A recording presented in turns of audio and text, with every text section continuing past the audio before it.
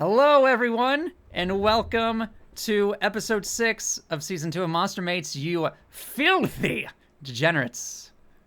Dirty degenerates. Welcome back. Spencer, please choose a number between 1 and 132. I'm gonna pick number 23. 23. Tentacle plant girls. Okay, I mean, okay. It's just called Tentacle on the Wikipedia. Hold on. It's just called Tentacle? It's just called Tentacle. I'll get you the link. Alright, thank you. So, off the bat, Oh, that's a scary picture. I'm gonna give this, right off the bat, I think I'm gonna give this a solid 7. I'm gonna give this like a 4, maybe a 5. Okay. All I can say to the viewer, if you listen, you'll see in the thumbnail a general idea by our wonderful artist, whoever we get to do this one. But I'll tell you from the picture itself on the Wikipedia. Oh my God, tentacles! There are so many. Oh my God. Ladies / men who like tentacles. Or just anyone who likes tentacles, honestly. This one's for you 100% of the way. This one is, do you like tentacles? Do you like being penetrated and used? Here you go. Yo, I'm into that. Anyways. Okay. Anyways, to actually read the thing. A plant-type monster endowed with a countless number of slippery tentacles. Originally, they weren't monsters. Instead, they were grotesque plants known as tentacle plants that grow in clusters in the demonic realm. But after building up demonic energy while continuing to enviously observe the sight of monsters having sex with human men, they became monsters. Oh no, they've been watching us! They've been watching what we do. They've been watching all of our episodes. Our moves. I know all your moves, Monster Mates. Before becoming monsters, they were tentacle plant leaders possessing high intelligence so they can communicate with and manipulate the tentacle plants around them. Because the natural ecology of tentacle plants involving pleasuring captured prey and sipping energy, they were intimately familiar with all the erogenous zones of the human body from birth. All sorts of bodily fluids, everything from tentacle slime to a woman's saliva and love juice, functions as aphrodisiac fluids that heighten their prey's sexual feelings and cause sexual excitement. Despite being organisms that specialize in providing pleasure like this and milking spirit energy, they're warm, and they have a surprisingly amiable disposition towards people. Oh, wait, amiable? I'm gonna look that up. I don't know that word. I haven't seen that word at all. I'll be real. Yeah, I don't know what that word is. I've never heard the word amiable. Friendly and pleasant manner. Cool. Oh, okay. They have so they're nice-ish towards people. That's surprising. Okay. That is surprising. I mean, for being in the demonic realm, it's weird that they're really nice. Maybe it's a facade? Perhaps because they were originally plants that mainly attacked women and hardly ever touched men, the tentacle race itself is unaccustomed with men. When they spot a man that strikes their fancy, they hesitate to attack due to bashfulness and bewilderment, and many of them can't bring themselves to act. But even so, they will nervously extend their tentacles towards a man to obtain the partner they have longed for. Perhaps because they are tentacles, even if they have no deliberate intention of doing so, tentacles touched will lewdly coil around a man's body and seize it, stimulate his erogenous zones, and make his expression contort with pleasure. The moment they see that expression, they tremble as arousal is born within them. Pleasuring their prey pleases them more than anything else, and the tentacles instinctively desire to rape awakens to the degree that both their mind and consciousness grow syrupy and sloppy. Why does this keep happening? Goodness. So any comment thus far, Spencer, or should I continue? I mean, it's okay so far. Again, to the rape thing, goddammit. Every time. Every time. Upon awakening as a spirit energy milking organism, that's a mouthful. They use their variously shaped tentacles to coil around a man's entire body, crawling all over, licking, teasing, jerking, and sucking, completely covering a man's body with an endless variety of pleasures. If their vagina, mouth, tentacles, or female body engulfs a penis when semen is released, so much pleasure attacks the man that he becomes dazed. When they see a man go silly from the pleasure they themselves provide, their instinct as a tentacle makes them experience the greatest ecstasy and fulfillment.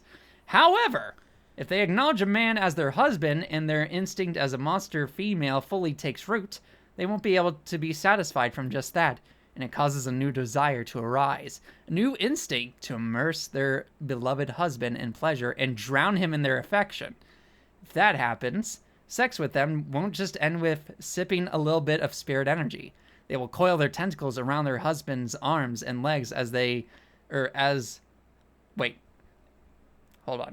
messed up. They will coil their tentacles around their husband's arms and legs so that the thing engulfed can't get away, and they will repeatedly caress and squeeze out semen using their tentacles and female body. Furthermore, perhaps because of their amiable personalities, even when not having sex, as if to seek affection or as if a parasite, they seem to always wrap their tentacles around their husband and try to cling to him. Literally never-ending cuddles.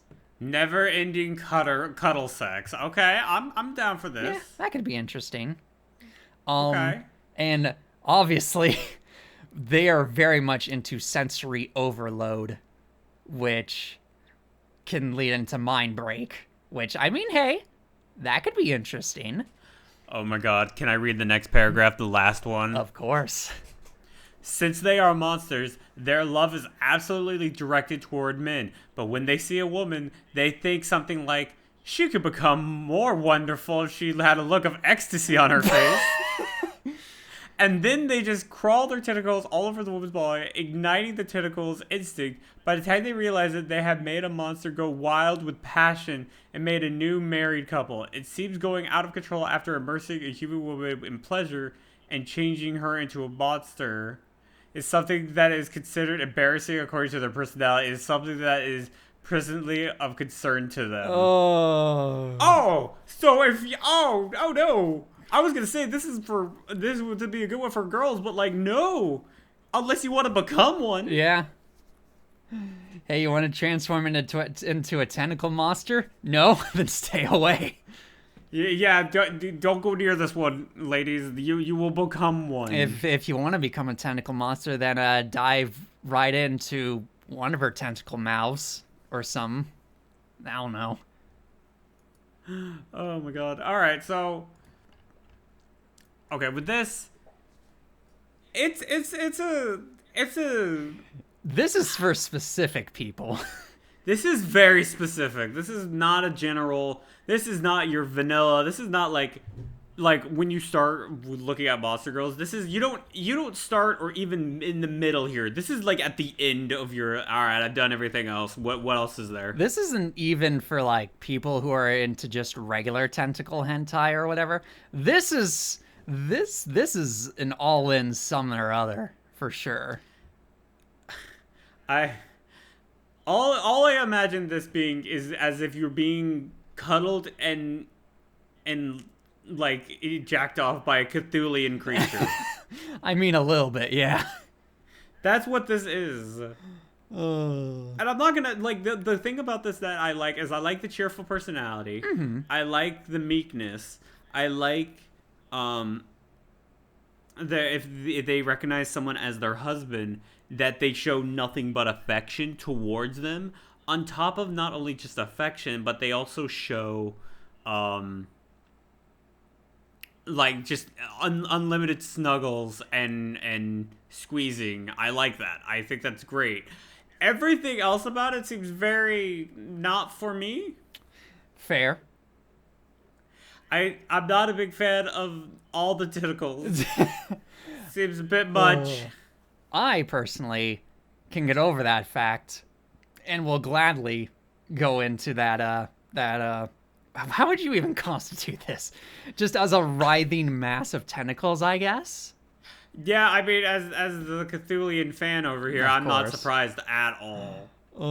That's your zone. I will root for you for the sidelines. I will be like, go get it. But yeah, if you're into tentacles, if you're into sensory overload, if you're into mind break, that is all of these receiving, by the way, not giving, I should point out. And this is for you. This is 100% for you. Usually I'm the one that's into giving, the sensory overload and the mind break. However, receiving, haven't thought about that one yet. Well, because not only, like, on, like, every spot, like, with tentacles, it's literally as well as an aphrodisiac, which will basically just be like, well, sensory overload due to drugs. Yeah. You go. Like, okay, I feel like as an aside, there would 100% be a market for natural tentacle girl aphrodisiac, like potion or drink or whatever. Just drink her tentacle fluid to get going. Yeah, pretty much. Like, not even with the tentacle girl herself, just as a product. Like, just as a product from them? Yeah, like on their own. It is a product from them that people sell to. So you would say, like, the brothel is like one half brothel, the other half is a store. Is a gift shop. It's a gift shop for like a tentacle monster aphrodisiac. It's got fucking vials and bottles everywhere of all your needs. Listen, man. Listen. Capitalism can't even escape Monster Girl. It really can't. Listen, I'm okay with the capitalism idea. I'm okay getting money from doing that, but stay tuned for the creeping coin episode. I can't do this. Personally, if I were to go to a brothel or find one, or they wanted me, I would. The only thing about this that even remotely I like can be done by another monster girl, which is probably Snake Girl, is the whole cuddling bondage and tight and whatever, right? Yeah. I like that. That's great. But everything else that this has to offer is not for me. Fair enough. So here's one question I have for you. So would you go to the gift shop just to get a bottle of their aphrodisiac so that you and your snake lady can get stupid, dumb, horny? Yes. Okay. Just wanted to clarify that. But listen, the thing about this I like is the concept of I want to buy their aphrodisiac for me to go take and bring somewhere. Okay, fair. I just wanted to clarify that. Yes, I like that. That's great. Can I grow my own? Can I just go to the gift shop and buy like a mini one and then grow my own plant girl? That's not how it works, I don't think. Are you sure?